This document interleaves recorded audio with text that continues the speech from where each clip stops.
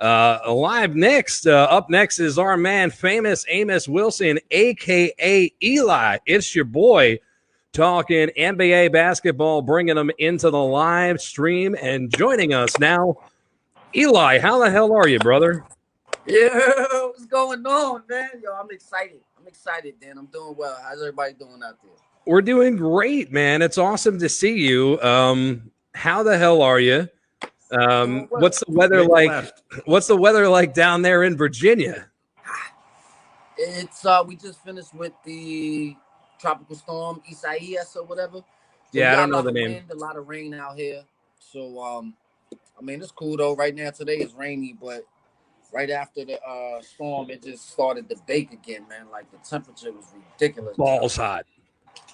Well, listen.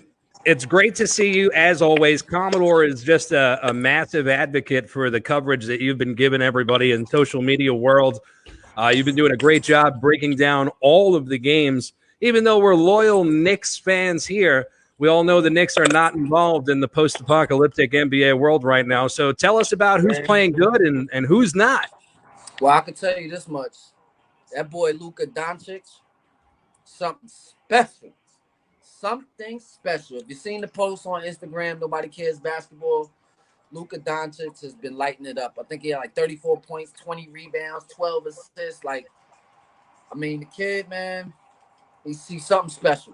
And well, Luka Doncic, you're talking about the kid on the Dallas Mavericks. Yeah, Luka. That's all I need to say. Luka. So they got just he's good. He's a good kid. He's a good ball player. That kid. Just to get the Commodore even more fired up, Eli, and throw more gasoline on his fire. So the Dallas Mavericks. Can you just name some of the players on their team that New Yorkers might be familiar with? Tim Hardaway Jr., Trey Burke, obviously the unicorn Porzingis. We traded all of them.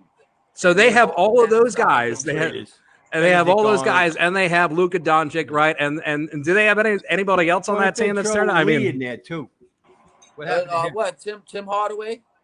Right. Well, Junior. Where's Lee playing? Where's the kid from Harvard, the smart guy? Is he done? Oh no. He's talking about Jeremy Lin. He gets everybody's name wrong. His name's Jeremy Lin. Jeremy Lin's been gone, man. I think he's playing in China. His last leg was in China. You know what? I think you're absolutely right. We're gonna have to send Chinese bookie back there. And then no, listen, Eli. Yeah. Eli. That was a trick question, and you nailed it.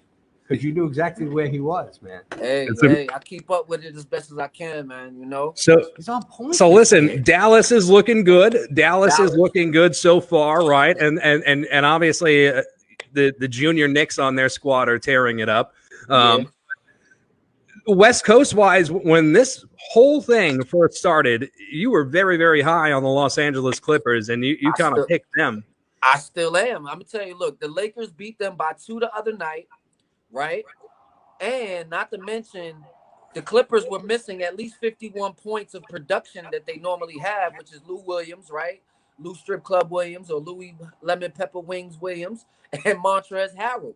They were missing 51 points that they normally get on average, and they only lost by 2 points. Granted, the Lakers were missing Avery Bradley and Rajon Rondo, but that's not even half of the production or a quarter of the production that Montrezl Harrell and Lou Williams bring.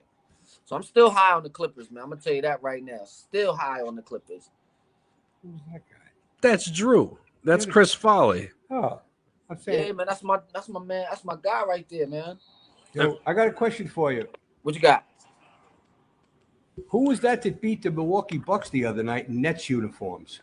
Yeah, right. A bunch of they might have did a tryout over there on Flatbush Avenue or something before the game.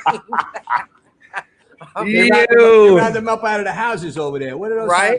Fort Greene? That's the Fort Green house? Farragut houses over there. Fort Greene houses over there. You know, so Lafayette Gardens ain't too far neither. So I'm familiar with the area. So they must have had a damn tryout or something and had it at Tillery Park up the street before you get to the Brooklyn Bridge for a lot. And they beat the Bucks starters at that. Yeah. That was pretty impressive. You remember, at least when I was a kid, they used to have open gym nights. Somebody would get the keys to some gym somewhere. Right? It seems like that's what happened, exactly what happened, man. Over there on Fulton Street. But I'm still high on the Clippers. I'm not really sold on the Lakers yet right now. LeBron really hasn't gotten it going. AD's been playing well, but that's as far as I can see, man. The supporting cast is still really struggling and trying to get it together. Milwaukee's been playing okay. Mm-hmm. Think they could be, other than that loss to the Nets the other day, they've been playing pretty solid. Toronto has been playing good. Well, as they say, fear the North. Does the rapper Drake still root for the Toronto Raptors? I mean, that's a no-brainer. Yes, I can't have anything to do with that franchise right now, Amos. I can't have anything to do with it. I'm a Drake fan, man. I'm a Drake fan. So no, I'm a Drake fan. I'm a Scorpio, just like Drake. Who's hat? I like his music, man. He's a good entertainer. Show us the hat, bro. That's the Knicks hat, man. All day. Let's talk Knicks for a second now. What do you think about What do you think about the new coach? I like it. I would have preferred Jason Kidd only because his ability to build rapport with the younger players. I think he's more of a player's coach. But Tibbs, as long as these kids, like I was telling Doug Elwell, as long as these younger players really want to work hard, develop their skills, and be able to embrace a different appreciation for the game with a reputable record, Tibbs is your man.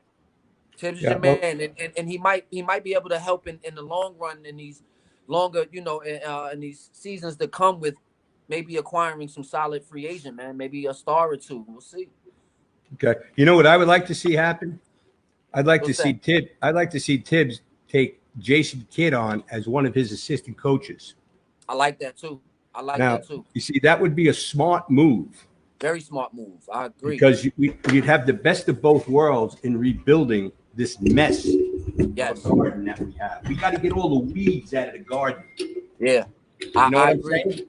I agree. We got a lot of contracts that we need to dump with the Knicks. Bobby Portis is one of them.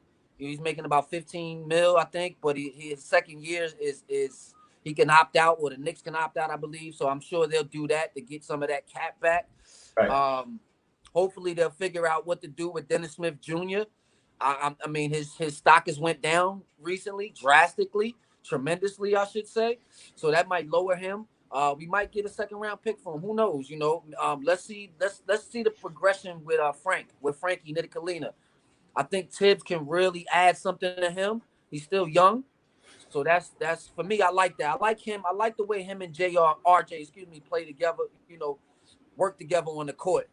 And I like what's his name? The big kid, man. The long guy, the center. I forget his name.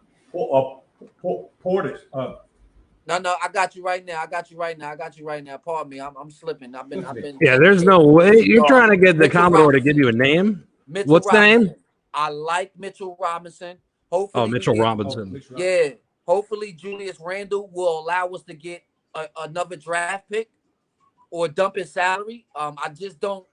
I like him. He's improved, but. What about Crazy Eyes? What about Portis? He's got those crazy eyes, right? Yeah, Portis, we got to get rid of him. We got to get rid of I like Todd Gibson. I like Todd Gibson there because he's a veteran, plays hard, and he's worked with Tibbs before, so that's great. But we got to get rid of Bobby Portis, figure out what to do with Dennis Smith Jr. We'll see what the trade market maybe might bring for Julius Randle. Mo Harkless, I like him on defense. And, we got some of them young pieces. But Dennis Smith Jr. got to go, and Kevin Knox got to go. He got to go. You're right on point, man. Good job, He got to go. He got to go. Hopefully, Stellar. We can get Devin Booker. I like Devin Booker possibly coming. We got like 4 first-round draft picks over the next 2 years. We got 2 in 2020, 2 in 21. So hopefully we can. He's better than everybody. Yeah, hopefully we can package one of those picks, if not both. I mean, 2 each year, 2021 and 2020. We still got one of our own. Hopefully we can get Devin Booker, trade him for Kevin Knox, bring over maybe, one of them young players from I like the young boy from that went to Villanova that's over there, Markel Bridges. That's his last name, Bridges. He's not the best in the business for nothing, folks. Amos, I like that. You've been an absolutely fantastic gem on the broadcast this evening. We know you always give the best shout outs to all your fans before you get off the air. Shout out to everybody supporting and nobody cares, man. I've been rocking with these guys. They believed in me. I appreciate you. Shout out to Freddie Mangin, the Commodore, Chinese bookie, Dan the man.